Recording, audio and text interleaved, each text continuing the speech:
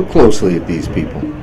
They are young students, parents, working people, university professors, and retired seniors. According to the police and security services in Canada, they are referred to as multi-issued extremists. Today they are lining up for hours to receive a $647 ticket for having participated in a non-violent march on May 1st, 2013.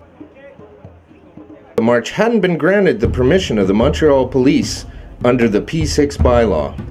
The P6 is a City of Montreal bylaw that prohibits any group of 50 or more from marching or other peaceful activities without the permission of the Montreal police. Its constitutionality has been questioned by the Quebec Bar Association, the British Columbia Civil Liberties Association, and the Canadian Association of Civil Liberties.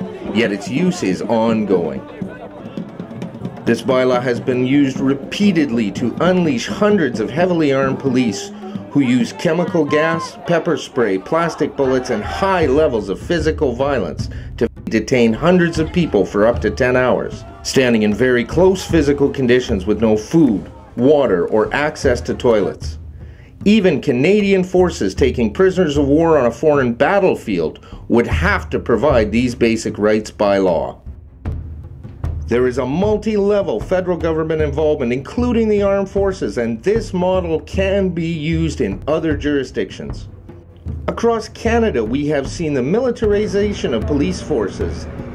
They're acquiring military weapons, armored vehicles, and their adoption of aggressive tactics in the way they perform their jobs. This is coupled with the security services being refocused on internal dissent, as we saw at the G20 in Toronto. This has included widespread police intimidation of the media, both alternative and mainstream.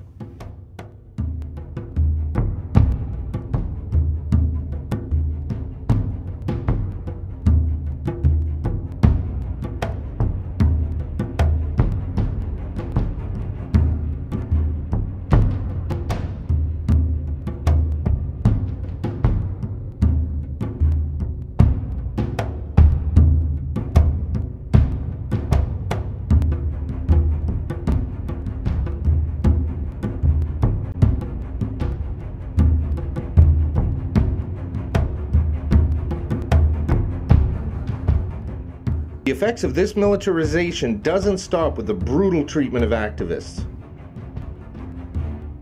It can be seen in the day-to-day conduct of police in Montreal, given the spectacular amount of questionable incidents they are involved in. Incredibly, no matter how grave the offense, no appropriate action has been taken. While police and security services boast of their multi-level integration, Stephen Harper has just ordered the Government Operations Centre to monitor all protests Canada-wide. The social tension caused by controversial pipelines, austerity measures, veterans issues, and native justice concerns makes this highly relevant, as ordinary citizens who stand up for their rights will now be more closely monitored than ever before. Commander, will there be police from other jurisdictions here this year like there was last year? Like SQ, last year there was Gatineau Police, Toronto Police, SQ, will it? We're talking about Gatineau and Toronto. It was a different approach. What that was exactly, it's a learning experience for them. They were here to see what was going on and to see how we were interacting, because we got to admit that last year, what we've been living through, it was an experience. It was different. No police services in North America have been living that. So that's the reason why they were here. It's not a hung mentees that we get. It's not people getting here to help us out. They were there as a learning experience. The whole purpose of that is just to make sure that we're not working by ourselves without knowing what's going on for our neighbors, for instance. Yes, you're talking about Montreal. Montreal is an island, but you got Longueuil, you got Laval, you got the Quebec instance, and the national one. So, how integrated is the RCMP with CSIS? We do collaborate on a day-to-day basis so that we can continue to collaborate effectively. We do have, under the Security Offences Act, the RCMP has basically primacy over all national security criminal investigations.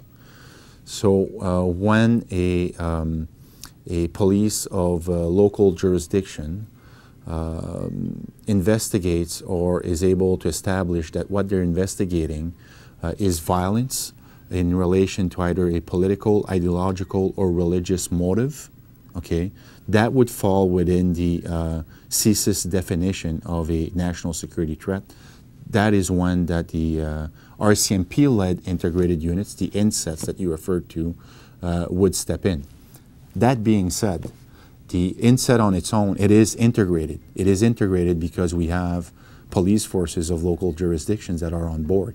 That's why the word integrated exists there. So this is done in a very seamless way. Between the massive police operations, court administration, and the prosecution, the cost to the taxpayer is in the hundreds of millions of dollars. But the cost to our society could be immeasurable and leave us all in a country few would feel at home in. Fucking justice right here. This is William Ray for CUTV News.